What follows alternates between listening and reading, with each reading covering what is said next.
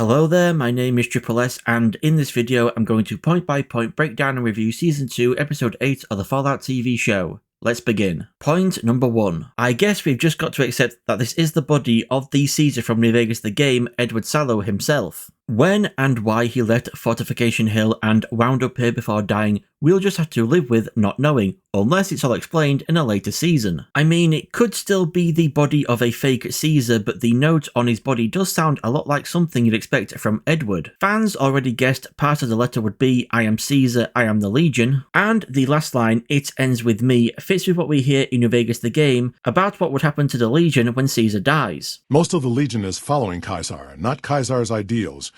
When he's gone, it'll crumble. Might not happen overnight. Might take a few decades, but it'll happen. Basic human nature. Greed, ambition, jealousy. We'll see to it. I think only Caesar can lead the Legion.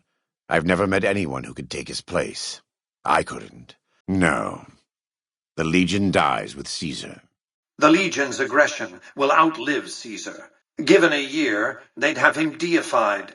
But by then, the Legion will be breaking down, riven by internal conflicts, a monster consuming itself. Point number 2. I call Brahmin shit on Lacerta being able to chew and swallow this old, dry, dusty piece of parchment. It's as unbelievable to me as John Kramer being able to swallow the wax-covered tape in Saw 4. Point number 3. Lacerta either must have very high luck or very high charisma for both Legions to accept him as their new Caesar. I guess it helps he's telling them what they want to hear and directing them at a new target as their bloodlust is up from fighting each other. And maybe they all just don't really care who is Caesar, so long as they get to keep doing the terrible things they want to do. Also, Lacerta having a hint of weakness in his speech reminds me of Cyril Kahn's speech in Andor Season 1 Episode 2, when he wasn't expecting to give one. Though a big difference between Lacerta and Cyril is that Cyril throughout Andor is always lusting for more power, whereas Lacerta here acts impulsively, killing the Centurion who saw the note, eating said note, and taking Caesar's crown for himself to ensure the Legion lives on. Also pretty funny, Lacerta says they're going to build a palace in Vegas called Caesar's Palace because Caesar's Palace is a hotel and casino in IRL Vegas. Point number 4. House is Rasputin confirmed with being poisoned, shot and bludgeoned. A reference to the myriad of ways players have murdered House over the years. Plus, in the end credits animation of Season 2 Episode 6, you can actually see a bullet hole in the glass of House's pod. It would have been a nice wink though if he'd said he'd been bludgeoned with a golf club instead of a crowbar,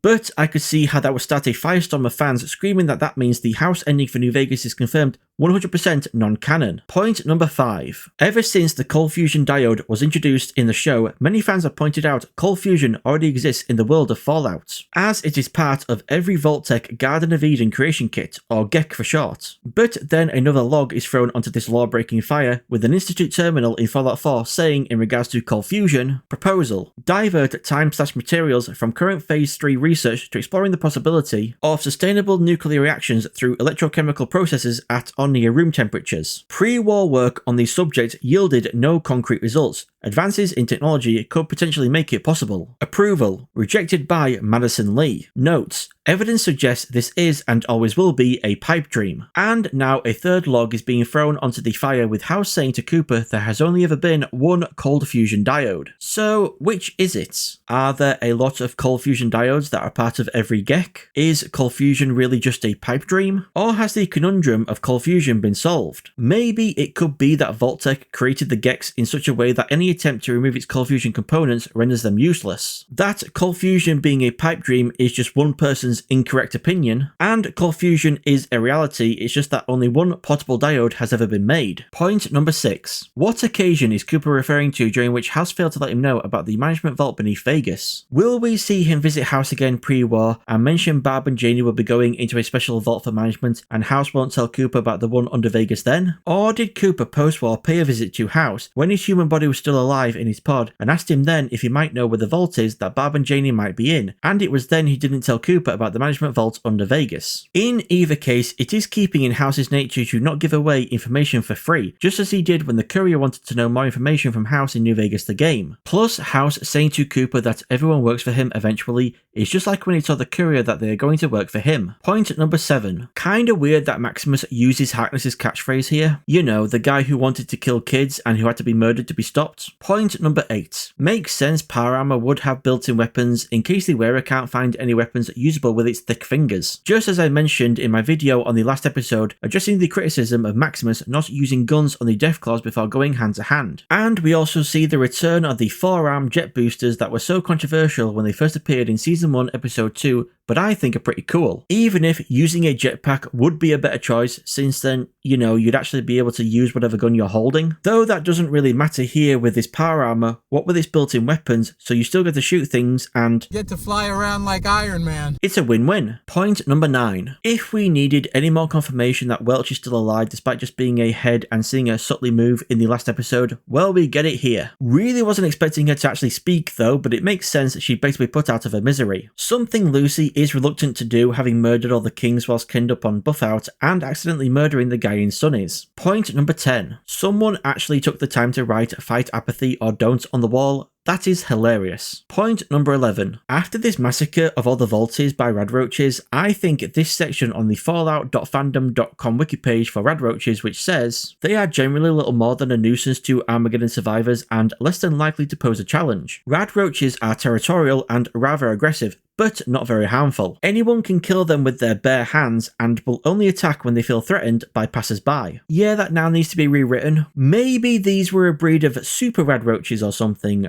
though Vaulties dying to rodent creatures isn't a new concept, with Ed, the skeleton in the caves outside of Vault 13's door in Fallout 1, seemingly having been killed by rats. Point number 12. So, my theory that the management vault wasn't actually under Vegas but instead connected to it through an underground tram line was incorrect. And House did know about the impenetrable vault built a mile under Vegas and says he even rigged it just like he rigs everything to ensure the safety of Vegas. But rigged it how? Rigged it so he can access it whilst in a Pip-Boy as he does in the show? But if that's what he means, then why did he never have a team of Securitrons head down to the vault with him in a Pip-Boy after the war to enter the vault and claim all the tech inside of it? Or instead was he only able to rig it so that he could access its other systems, like its cameras, terminals and cryopods? Which is how he knew pods with Barb and Janie's names on them were down there along with Hank, despite only just being activated. He also tells Cooper this vault doesn't belong to Vault-Tec but to their investors, i.e. the Enclave, who we know Ronnie was trying to contact in Season 2 Episode 5, explaining why they heard Norm's message to his sister and dad from Season 2 Episode 7. He mentions he was off by just a smidge when it came to predicting the end of the world, which as we know from New Vegas the game was 20 hours. And he claims the Deathclaws migrating from Quarry Junction to the Strip was orchestrated by the Enclave, which should come as no surprise due to the wealth of lore connecting the Enclave to the Deathclaws and their control over them throughout the games and outside media. With this seeming confirmation from House that this vault is indeed an Enclave vault rather than one given to him by Vault-Tec, this explains why Welch and Barb were in cryopods here and who Hank was talking to over the radio. Just with him saying he knows how much time the person he's talking to spent calculating to survive all possible contingencies, being a misdirect to make us think he was talking to House. But all this still leaves us questioning why House's mind control and scanning helmet tech was in this vault and Vault 24. With the mind control tech, did someone steal it from him? Did he sell it to Vault-Tec for something other than cold fusion? Or had he already handed it over before being given the diode, which would have been a dumb thing for House to do in my opinion. As for the scanning helmet tech, was it originally House tech or could it be the reverse and House actually bought it from Vault-Tec?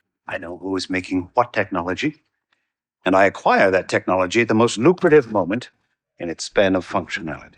This is something I don't think we'll ever get an answer to or really need an answer to. It just would be nice to know to fill in the gaps. Point number 13. I love the subversion that you think Thaddeus is going to chastise the crowd for betting on if Max is going to die or not, only for him to make his own bet and reveal he's been carrying a ton of caps inside his trousers this entire time. And in my opinion, he gives us the best line of the entire episode as well. I used to make money for a living.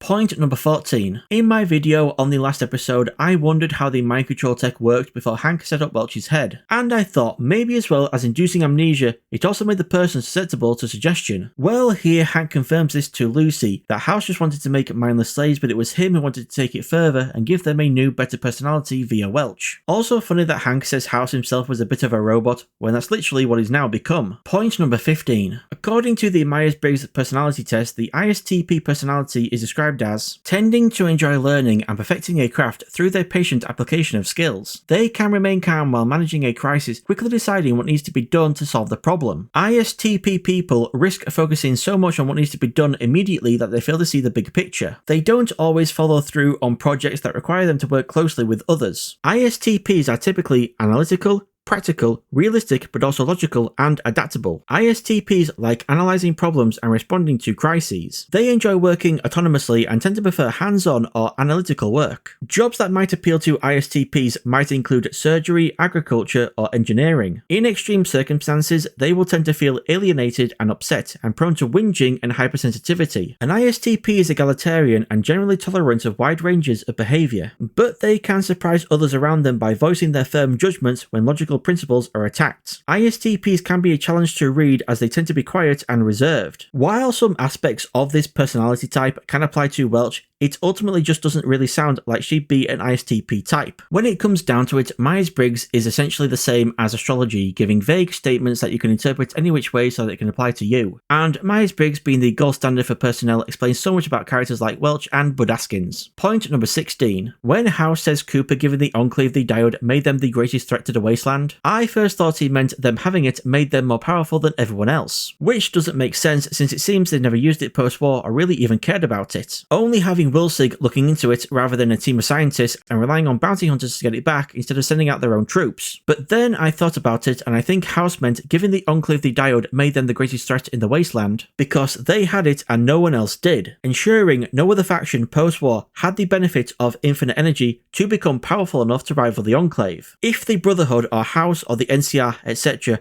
had been in possession of the diode right after the Great War, then it is possible they could have become a major threat to the Enclave. What with being able to use the diode to easily power all their power armor, vehicles, weapons, bases, or even entire towns and cities, and House might never have ended up in a coma for decades, what with being powered by cold fusion rather than the Lucky 38's melting down reactor, which he had to switch off. And he wouldn't have needed Hoover Dam to power Vegas, meaning he could have become a lot more powerful a lot sooner and restarted and nurtured a thriving civilization in Vegas. And the Enclave do not want this. They see themselves as the future of humanity, of America, and they will knock down anyone who threatens this. Point number 17. Well, I guess I was completely wrong about Stephanie getting a job at Vault-Tec via Hank by completely innocent means. I'm sure they did a lot more than just talk till 4 in the morning, and I wonder if they're already married here, having had a Vegas shotgun wedding to follow the shotgun proposal. Point number 18. Love the billboards Cooper and Barb walk past with two different meanings to the phrase "you never know" on them. The Vault-Tec one referring to never knowing when the world will end, and the House one referring to never knowing when you might be a winner. Then Barb just has to go and jinx everything by saying her and Cooper are coming out of this a couple of winners. And what do you know, they don't end up winners and their personal world ends with Cooper being arrested. Point number 19. You know how I mentioned that Hank's plan with the Microtrol tech sounds a lot like the Masters Unity army from Fallout 1? Removing differences and making everyone the same, unified in the purpose of creating a better world? Well, with Hank saying to Lucy that soon you won't know who has been microtrolled and who hasn't, this also gives me the vibes of the Institute and their Gen 3 synths from Fallout 4, where you can't tell who's a synth and who isn't until you find a synth component inside of them. Point number 20. Damn, Thaddeus just showing us his feet for free. Normally I have to pay for that. I mean,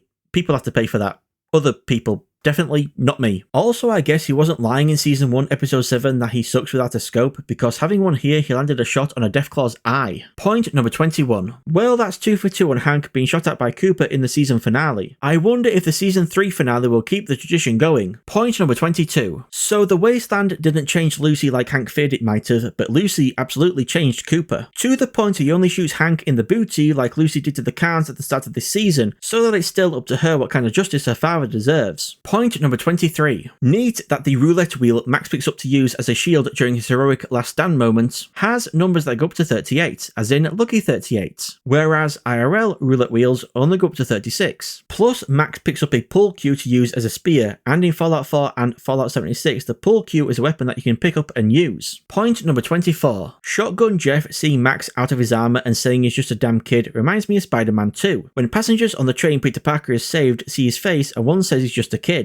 Actually, with the people on the train rallying around Peter against Doc Ock, whereas here, Jeff's attempt to get everyone to help Max against the Deathclaws doesn't work out, this has me convinced that this was an intentional reference to the train scene from Spider-Man 2. Point number 25. So if Lucy shooting at the ghoulified king in season 2 episode 4 wasn't reference enough to the NCR veteran ranger sniping a fiend in the opening cinematic to New Vegas the game, we get to see that part of the cinematic recreated here, anti-material rifle and all, with this veteran ranger sniping a Deathclaw to save Max. Sure, it's fan service, but it's fan service done right, and I thought it was really cool to see. Point number 26. While I've seen people love the NCR veteran ranger sniper reference, I've also seen people hate the sudden appearance of the NCR, because for some reason, so many people across multiple Fallout subreddits chose to believe the show was saying the NCR is either completely gone, or at least gone from anywhere close to Vegas, which just isn't true based on what we hear in this season. In season 2 episode 3, Rodriguez says to Cooper, "Up here it's just us. We've been cut off from reinforcements for more than a decade. The Legion has us boxed in. We've lost touch with our battalion. Please help us contact them.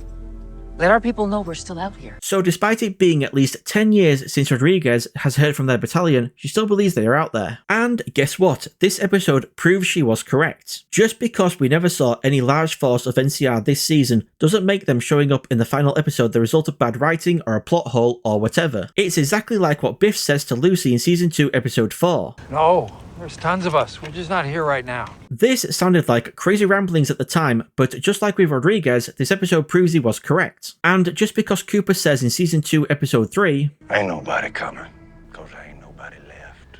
it doesn't make it 100% fact. Cooper's not God. He doesn't know everything. He's just being an arsehole. He's been gone from the Vegas area for so long, he doesn't know the NCR isn't at Camp Golf anymore, and that the strip has been infested with Deathclaws. Seeing no NCR around, Cooper is just assuming they're completely gone, especially after Moldaver's contingent was wiped out at Griffith Observatory. It sounds to me like the NCR just gave up on Vegas at least a decade ago, and any groups left there had to fend for themselves, but then Cooper caused the Legions to start fighting, which allowed Rodriguez's group to finally sneak past them, to rejoin the battalion that they had lost touch with. Along the way, Biff was captured by Hank, but Rodriguez at least made it, and she managed to convince whoever was in charge of the battalion to allow her to lead a group to Vegas. This all just comes down to an example of people taking what a character says as gospel, something I was guilty of doing, taking Thaddeus calling himself a ghoul as fact. Now, please God, don't let it be revealed next season that all these NCR troops are just people brainwashed by Hank and the NCR really is gone. Point number 27. We see Hank and Lucy walking out of the Lucky 38,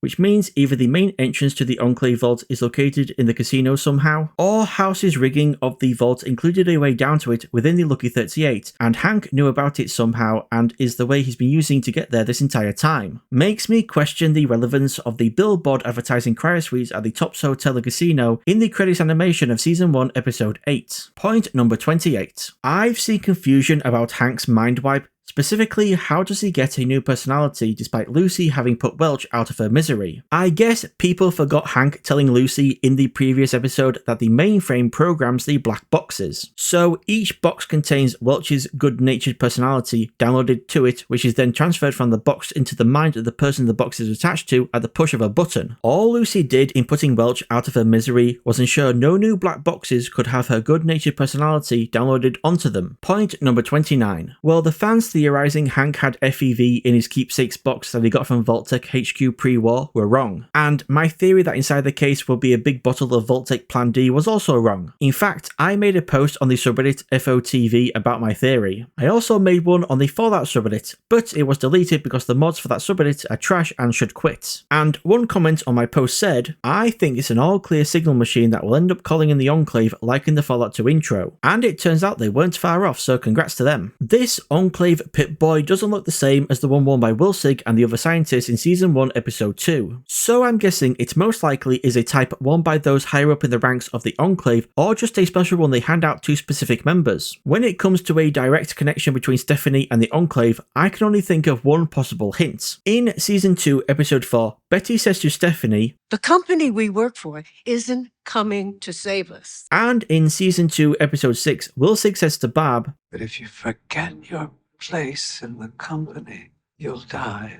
Wilsig is referring to the Enclave when he says company, so if Betty is also referring to them when she says company, then that means both Stephanie and Betty work for the Enclave. In any case, I think Hank at some point at least told her if things got really bad and she needed help and he wasn't around, that she should send out a message on this specific Pip-Boy saying to request Phase 2. But I wonder if he ever told her what Phase 2 actually means, because if it involves FEV somehow and she knows that, would she still have sent out the message? Also, connecting back to point 16, I think Hank has previously already used this Pip-Boy to contact the Enclave. After returning to Vault 33 with his kids while his wife Rose stayed at Shady Sands, I believe an angry Hank then contacted the Enclave to inform them about the city. They most likely already knew about the place, but they now saw an opportunity to use Hank to deal a significant blow to the NCR. So they set Hank up with the location of microcontrol tech in Vault 24, explaining why he knew where the vault was, and that he'd find what he was looking for in Season 2 Episode 1 there. And they also gave him a nuke somehow from somewhere so that he could destroy Shady Sands, taking the NCR down a notch and making them less of a threat. Also, we know Hank got Betty involved in the plan as she tells Norm in Season 1 Episode 4 that Norm's lucky to have not seen it where it can lead when smart boys like him get angry. And in Season 1 Episode 5, she knows Rose's Pip-Boy was buried with her because it was her and Hank who buried her. But if Betty had any direct connection to the Enclave pre and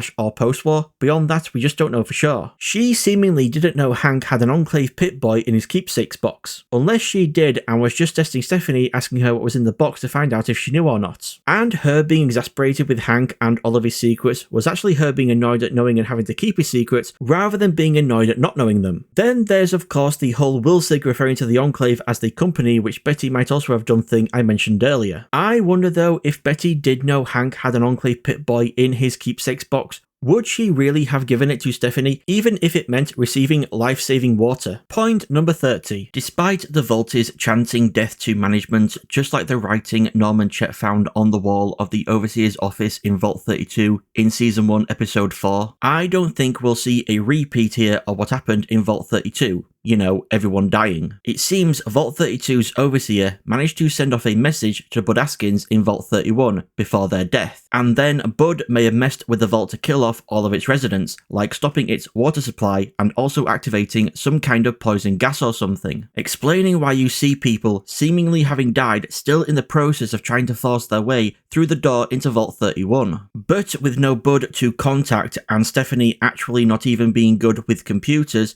she had to resort to requesting Phase 2, whatever that is. Point number 31. Makes sense Claudia would survive this massacre. She's Norm's companion, and as we all know in New Vegas the game, companions are essential, meaning they just end up knocked out. And I can only assume Norm is now heading back to the Tri-Vault to warn them about what he read on Barb's computer about FEV and Phase 2. Point number 32. Before this reveal, I felt it would be very cheap of the writers to have Barb and Janie's pods closed and turned on, despite being empty. But Cooper finding the postcard mentioning Colorado in Barb's pod actually makes me wonder. Maybe Barb, after putting the postcard in her pod, had both hers and Janie's closed and turned back on intentionally, hoping word of pods with their names on them would get to Cooper, or he'd just find them randomly someday, and the postcard would be preserved and found by him and not just overlooked with him only focusing on the pods being empty. I understand Cooper's optimism, but all this postcard tells him is that his family was alive at some point after the war. For all he knows, Barb and Janie could have left their pods 10 years after the end of the war, and by now they'd both be dead. I guess he's either hoping it wasn't that long ago when they left their pods, or if they did leave their pods a long time ago,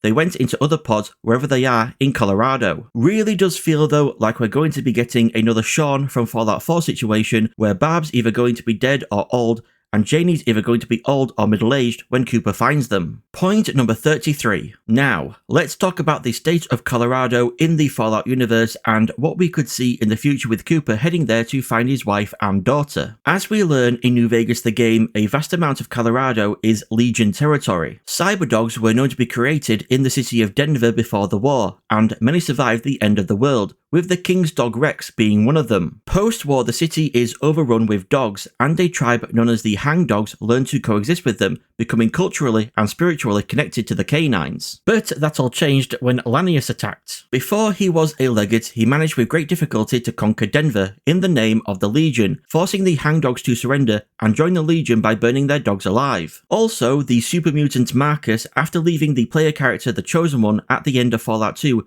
journeyed into the Rockies, where he found a number of surviving first-generation super mutants from the Master's Unity army and led them to the Mojave Wasteland. And the Grand Staircase, while located in Utah, is part of the Colorado Plateau and is where Daniel wishes to evacuate his tribe, the Sorrows 2, to escape from the White Lakes tribe in the New Vegas DLC Honest Hearts. Colorado has also been mentioned in Fallout 76 with an encrypted broadcast from the Brotherhood of Steel bunker Lost Hills to the 1st Expeditionary Force, ordering them to report on their status ASAP as they have not heard anything from Paladin Layla Romani after she led the expedition over the Rockies. Outside of the games, Colorado was also mentioned in the countdown video for the first Fallout TV show teaser trailer released December 2nd, 2023. The video is that of a Galaxy News Network broadcast, and at one point the report says this about Colorado. Now, Vault-Tec Vault living is living the dream.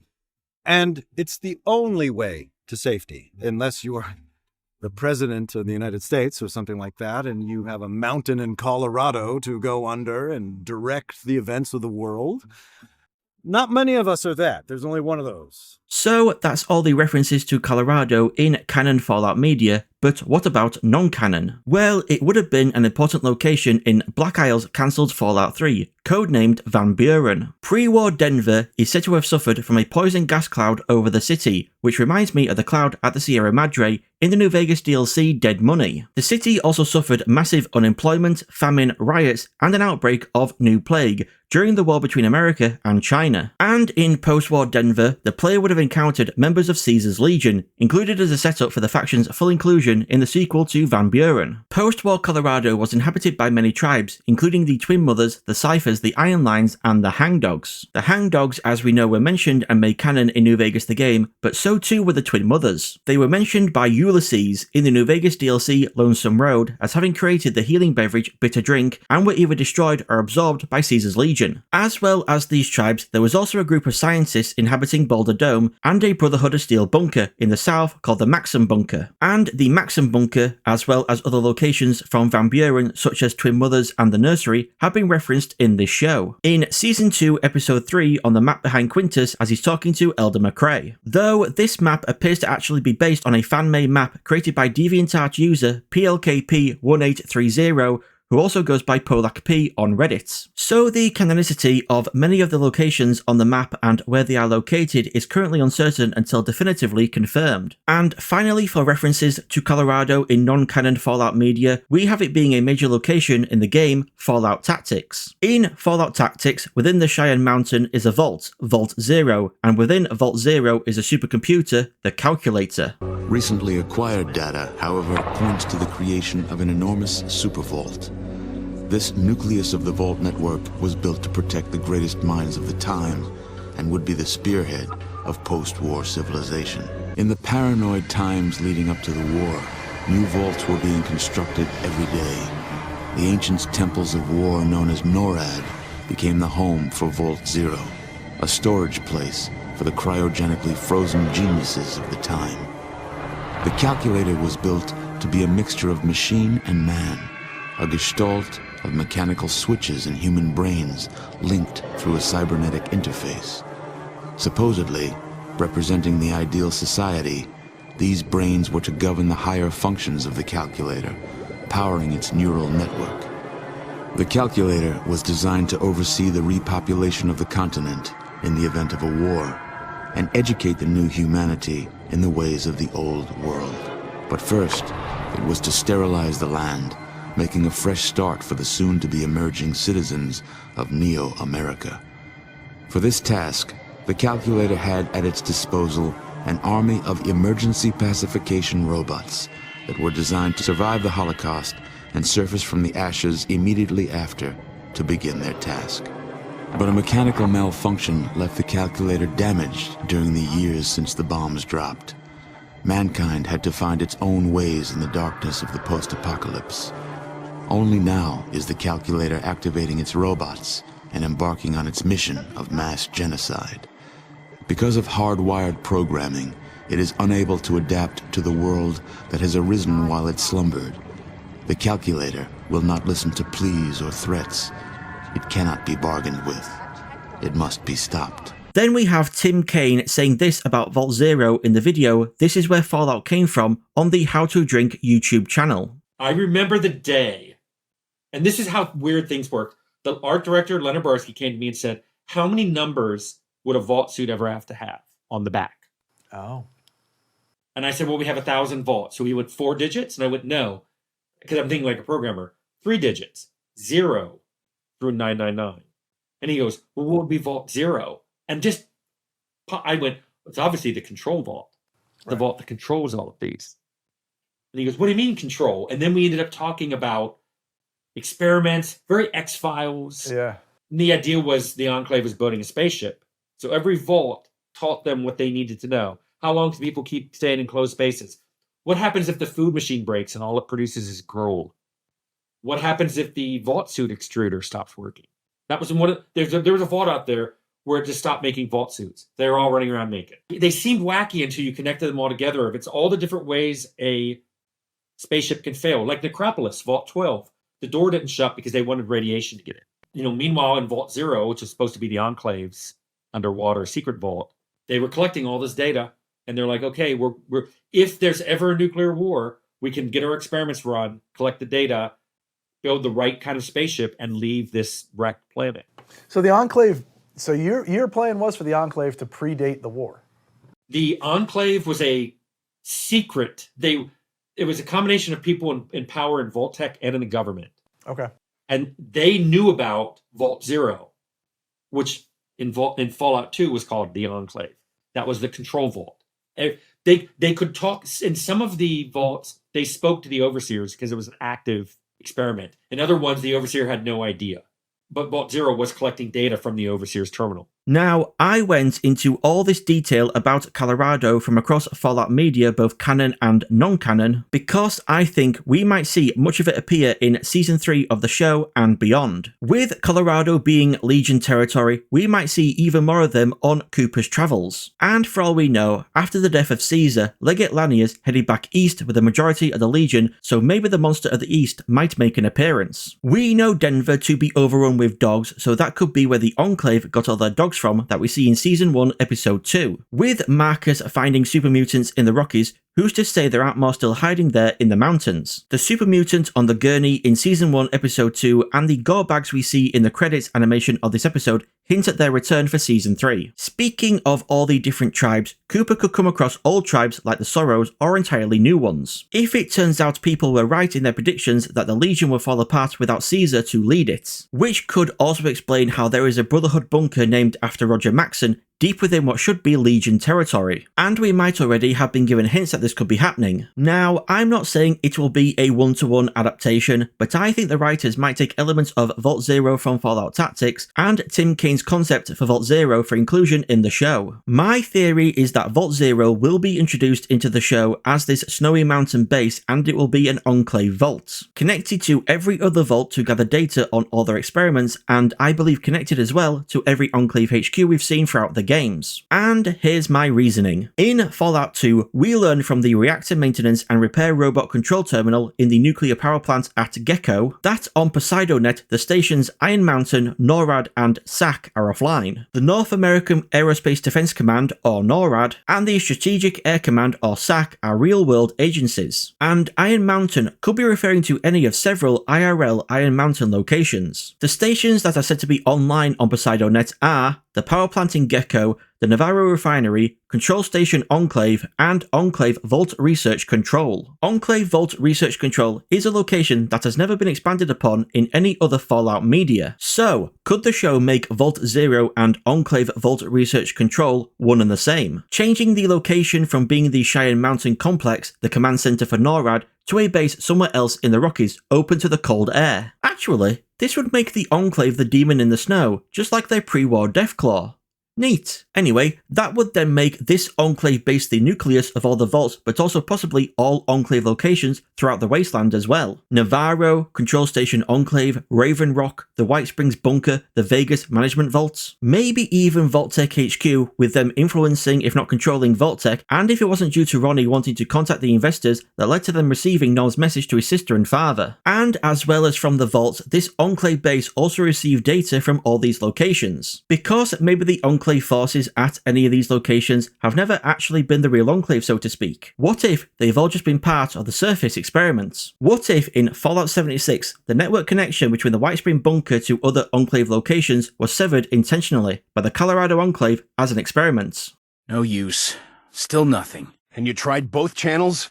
We should have heard something on Alpha or Omega, at least some baseline signal. Raven Rock gave us no response. We've been sending the encryption code for the last 48 hours. What about Poseidon? They should have had some sort of answer. Nothing.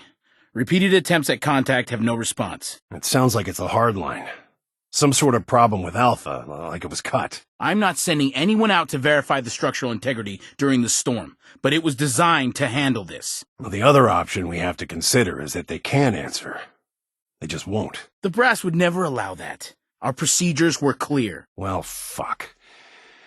Either way, we're on our own for now. What if the president never actually went to the Poseidon oil rig, control station enclave, as reported in the Boston Bugle as seen in Fallout 4? But he actually went to Colorado, to Vault Zero, Enclave Vault Research Control, Vault Enclave? And it is he who Hank was talking to over the global comms in Season 2, Episode 1. Because maybe he's still alive, maybe in a pod connected to a computer network like House in New Vegas the game, or maybe he became an AI like House in the show, or it could just be his brain, like those connected to the calculator in Fallout Tactics. The Enclave possesses mind-scanning helmet tech as evidence with it being in 2 vaults in the Mojave Wasteland, and House could be wrong that only one diode exists. The Colorado Enclave could have replicated the tech and Wilsig just stole the original. I lean more towards the calculator idea, as we see Stephanie's request for Phase 2 be received by an iBot and a terminal process the request with no human involvement. Just like how the calculator managed Vault Zero and its robots in Fallout Tactics without any human involvement, besides the brains connected to it. Plus, when Hank contacts the Enclave over the global comms, he calls them Sir and says he doesn't doubt they're still alive, due to all the time they spent calculating how to survive all possible contingencies. Calculator,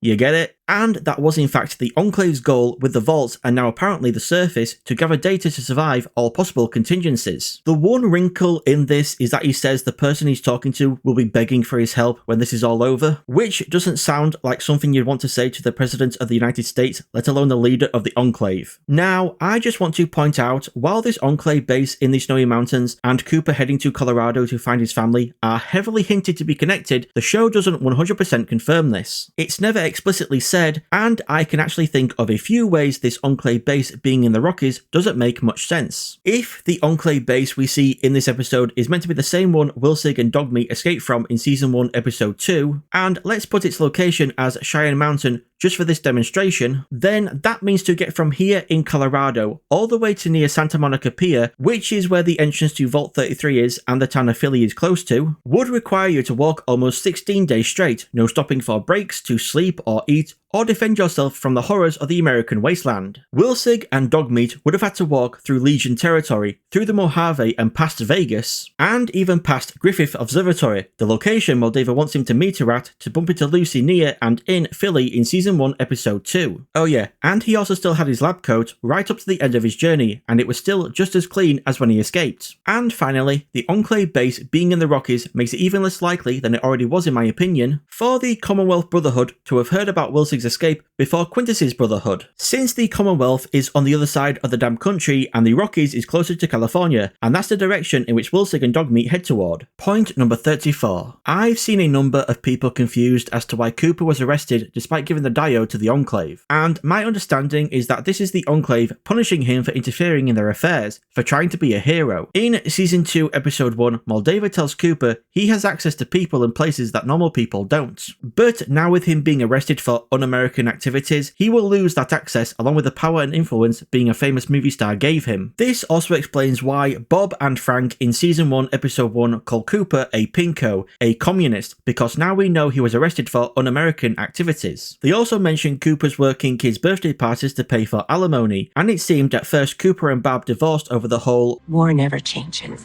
stuff. But now with Cooper saying he's going to take the fall for everything to protect his wife and daughter, it appears more likely that the divorce was also part of that protection. That's why this entire time, Cooper's been referring to Barb as his wife, not ex-wife, and Barb and Janie together as his family. It wasn't because he still loved her despite their marriage falling apart due to the whole war never changes stuff, but because they both still love each other, with the divorce being only a way to protect Barb from the scandal of Cooper being arrested for un-American activities. Point number 35. It's been a while since Lucy and Max saw each other, but at least they now have a commonality that they can bond over, what with them both having started wars. Speaking of Max, now that it appears he and Thaddeus will be around the NCR a lot next season as they are besieged by the Legion, I wonder if at any point the NCR will discover and recognise the Brotherhood brands that they have on the back of their necks, leading to Max and Thaddeus being distrusted. I think this would be an interesting character arc to see Max go through next season. Point number 36. I felt it was pretty obvious something fishy was going on with AI House not being on the monitor with it saying signal lost, rather than no signal as it said before Cooper activated him. And I never even considered the idea that Cooper had removed the diode because he has no reason to, and AI House wouldn't have even opened the wall again to let him in the first place. Plus, I bet the cold fusion room has like reinforced walls, so even if Cooper tried to shoot his way in, he'd just end up with wasted ammo and AI House laughing at him on the big screen. Now, the reason as to why AI House is choosing to hide his existence from Lucy and Max, I can only assume it's because at the moment they're unknown to him. He doesn't know how they would react and what threat, if any, they might pose. But I don't think it will take long for AI House to reveal himself to them, to try to use them like he did the courier.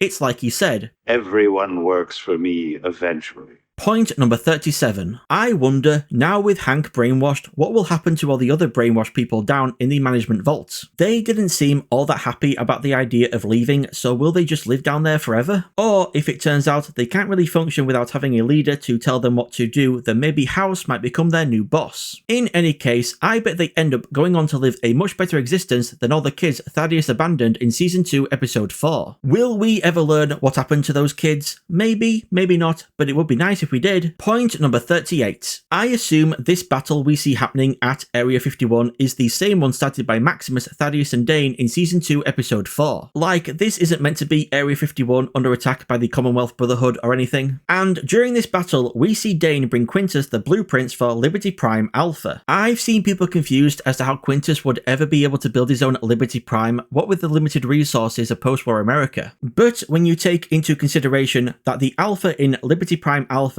most likely means these are the blueprints for the Alpha version, i.e. the earliest version, that could then mean that this Liberty Prime might not be as big and not as sophisticated as the Liberty Prime we all know and love, and could have less powerful laser eyes and will instead throw mini nukes rather than the bigger nukes we see him use in Fallout 3 and Fallout 4. Or, just like how Owen Lyons' chapter found an already built Liberty Prime under the Pentagon, maybe under Area 51 is an already built Liberty Prime Alpha. Or, at the very least, already built pieces of a Liberty Prime Alpha that just need to be connected together. In any case, I could see Quintus having to face the same issue Owen Lyons had with his Liberty Prime, power. And just where is the greatest source of power the Wasteland has ever known? Vegas. Maybe in Season 3 we'll see all-out war come to Vegas once again. Legion versus Brotherhood versus NCR versus House, and maybe even super mutants and the Enclave could get involved. God, I hope this actually happens. It would be so fudging awesome. Thank you all, everyone, for watching. If you enjoyed the video, and I hope you did, give it a like to let me know.